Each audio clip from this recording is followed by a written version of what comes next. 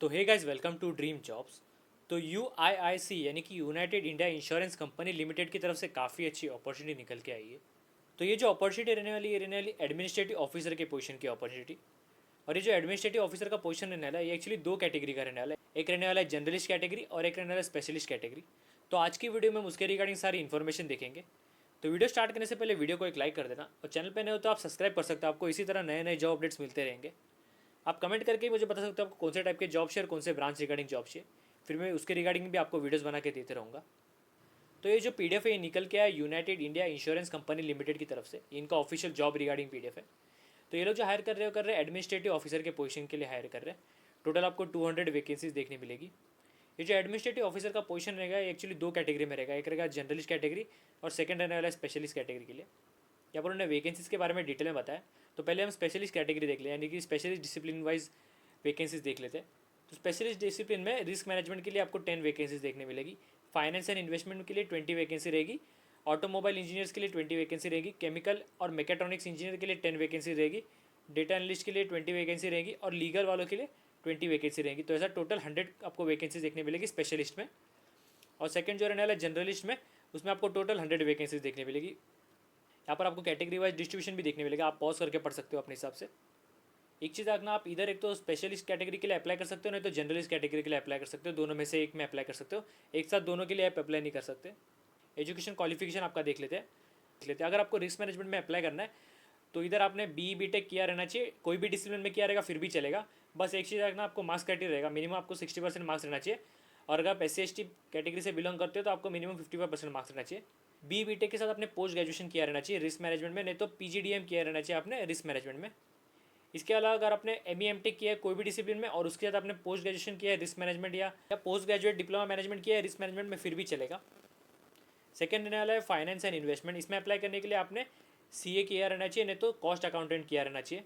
उसके अलावा अगर आपने BCom किया है तो फिर भी आप इसमें अप्लाई करने के लिए एलिजिबल रहेंगे। बस एक चीज़ रखना, मार्क्स क्राइटेरिया रहेगा इसमें 60% मार्क्स अगर आप जनरल कैटेगरी से हो तो, और 55 रहेगा SC/ST कैटेगरी वालों के लिए। उसके अलावा अगर आपने MCom भी किया है कोई भी रिकॉग्नाइज यूनिवर्सिटी से तो फिर भी आप इसमें अप्लाई करने के लिए एलिजिबल रहेंगे। थर्ड रहने वाला है ऑटोमोबाइल इंजीनियर। इसमें अप्लाई करने के लिए आपने B.टेक किया रहना चाहिए, एक तो ऑटोमोबाइल इंजीनियरिंग में। इसमें मार्क्स क्राइटेरिया सेम रहेगा, 60% मिनिमम और 55% SC/ST के लिए। B.टेक के अलावा अगर आपने ME/MTech किया है ऑटोमोबाइल इंजीनियरिंग में, आप फिर भी इसमें अप्लाई करने के लिए एलिजिबल रहेंगे। फोर्थ रहने वाला है केमिकल इंजीनियरिंग और मैकेट्रॉनिक्स इंजीनियरिंग वाले। इसमें अप्लाई करने के लिए अपने B.टेक किया रहना चाहिए, एक तो मैकेट्रॉनिक्स में, नहीं तो केमिकल इंजीनियरिंग में। मार्क्स क्राइटेरिया सेम रहेगा, 60% मार्क्स और 55% मार्क्स SC/ST के लिए। उसके अलावा अगर आपने ME/MTech किया है मैकेट्रॉनिक्स या केमिकल इंजीनियरिंग में तो फिर भी आप इसमें अप्लाई करने के लिए एलिजिबल रहेंगे। फिफ्थ जो रहने वाला है वो रहने वाला है डेटा एनालिटिक्स स्पेशलिस्ट। इसमें अप्लाई करने के लिए आपने B.टेक किया रहना चाहिए, एक तो कंप्यूटर साइंस में, नहीं तो कंप्यूटर एप्लीकेशन में, IT में, या अगर आपने ग्रेजुएशन किया है कोई भी स्टैटिस्टिक, डेटा साइंस या एक्चुरियल साइंस में, फिर भी आप इसमें अप्लाई करने के लिए एलिजिबल रहेंगे। इसमें मार्क्स क्राइटेरिया सेम रहेगा, 60% मार्क्स और 55% SC/ST कैटेगरी के लिए। और उसके अलावा अगर आपने MCA किया है या पोस्ट ग्रेजुएशन किया है इन स्टैटिस्टिक और डेटा साइंस और एक्चुरियल साइंस तो फिर भी आप इसमें अप्लाई कर सकते हो। ME/MTech किया रहेगा फिर भी चलेगा कंप्यूटर साइंस या IT में। सिक्स रहने वाला है लीगल। इसमें अप्लाई करने के लिए आपने बैचलर्स डिग्री किया रहना चाहिए लॉ में। मार्क्स क्राइटेरिया सेम रहेगा, 60% और 55% SC/ST के लिए। उसके अलावा अगर आपने मास्टर्स डिग्री किया रहेगा लॉ में तो फिर भी आप इसमें अप्लाई करने के लिए एलिजिबल रहेंगे। बस एक चीज़ रखना, आप एक रजिस्टर्ड मेंबर रहने चाहिए बार काउंसिल ऑफ इंडिया के। और लास्ट जो रहने वाला जनरलिस्ट कैटेगरी। इसमें अप्लाई करने के लिए एजुकेशन क्वालिफिकेशन में उन्होंने बोला है कि आपके पास एक ग्रेजुएट डिग्री रहना चाहिए, नहीं तो पोस्ट ग्रेजुएट डिग्री था फिर भी चलेगा। और इसमें कोई भी डिसिप्लिन वाले अप्लाई कर सकते हैं, सारे डिसिप्लिन वाले इसमें अप्लाई कर सकते हैं। कोई ऐसा स्पेसिफिक डिसिप्लिन का इसमें क्राइटेरिया नहीं है। बस मार्क्स क्राइटेरिया रहेगा 60% मार्क्स और 55% मार्क्स SC/ST कैटेगरी के लिए। एक चीज़ रखना, working knowledge of computer is a must, यानी कि आपको कंप्यूटर यूज़ करने आना चाहिए अच्छे से। एज क्राइटेरिया देख लेते हैं। आपका जो मिनिमम एज है वो 21 ईयर्स रहना चाहिए और जो आपका मैक्सिमम एज है वो 30 ईयर्स से ज़्यादा नहीं रहना चाहिए। ये जो एज क्राइटेरिया रहेगा, ये रहेगा अनरिजर्व कैटेगरी के लिए। आपको बाकी कैटेगरी के लिए रिलैक्सेशन देखने मिलेगा, जैसे कि SC/ST वालों के लिए 5 ईयर्स का रहेगा, OBC कैंडिडेट्स के लिए 3 ईयर्स का रहेगा और PWD कैंडिडेट्स के लिए 10 ईयर्स का रिलैक्सेशन रहेगा। तो आपका एप्लीकेशन फ़ी कितना रहने वाला है? तो आपका एप्लीकेशन फ़ी जो रहने वाला है 1000 रुपीज़ अगर आप अनरिजर्व या OBC या EWS कैंडिडेट हो तो। उसके अलावा अगर आप SC/ST या PWD या परमानेंट एम्प्लॉय हो PSGI कंपनीज़ के, तो आपका जो एप्लीकेशन फ़ी रहने वाला 250 rupees plus GST।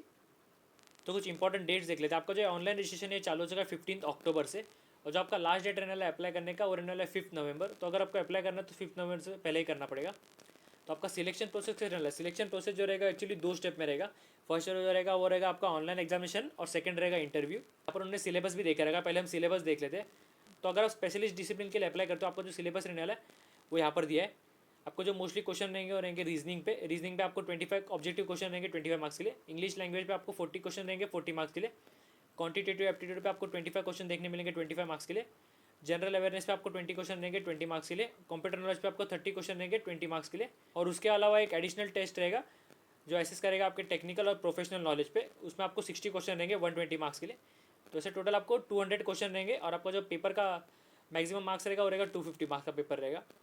Time duration जो रहेगा वो रहेगा 150 मिनट्स रहेंगे। हर एक सेक्शन के लिए आपको अलग अलग टाइम मिलेगा, आपको उतने टाइम में उस सेक्शन कंप्लीट करना रहेगा। जो रहने वाला है रहने वाला जनरलिस्ट डिसिप्लिन। अगर आप इसके लिए जनरलिस्ट के लिए अप्लाई करते हो तो आपका जो सिलेबस रहेगा वो रहेगा रीजनिंग के लिए आपको 50 क्वेश्चन रहेंगे 50 मार्क्स के लिए। इंग्लिश लैंग्वेज के लिए 50 क्वेश्चन रहेंगे 60 मार्क्स के लिए। क्वांटिटेटिव एप्टीट्यूड के लिए 40 क्वेश्चन रहेंगे 50 मार्क्स के लिए। जनरल अवेयरनेस से 40 क्वेश्चन रहेंगे 50 मार्क्स के लिए। और कंप्यूटर नॉलेज पे आपको 20 क्वेश्चन देखने मिलेंगे 40 मार्क्स के लिए।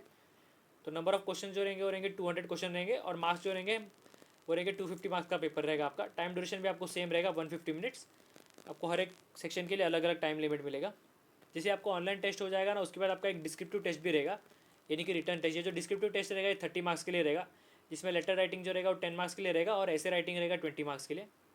बस एक चीज़ रखना, जो कैंडिडेट है ना ऑनलाइन एग्जाम यानी कि जो MCQ पेपर है ना उसमें पास होंगे ना, सिर्फ उन्हीं का डिस्क्रिप्टिव पेपर चेक किया जाएगा। अगर आप फर्स्ट पेपर में फेल हो गए MCQ पेपर में तो आपका डिस्क्रिप्टिव पेपर चेक नहीं होगा। एक चीज़ रखना, नेगेटिव मार्किंग भी रहेगा। आपको हर एक रॉन्ग आंसर पे आपका 1/4 मार्क्स कम किया जाएगा एज अ पेनल्टी, तो ये याद रखना चीज़। एक चीज़ रखना, आपका जो ऑनलाइन रिटर्न एग्जामिनेशन रहेगा ना ये स्पेसिफिक सेंटर में रहेगा ऑल ओवर इंडिया में। कुछ एग्जाम सेंटर बन रहता है, आपको वहाँ पर जाके टेस्ट देना रहेगा। यहाँ पर उन्होंने लिस्ट भी दिया है नीचे, मैं आपको दिखाता हूँ बाद में।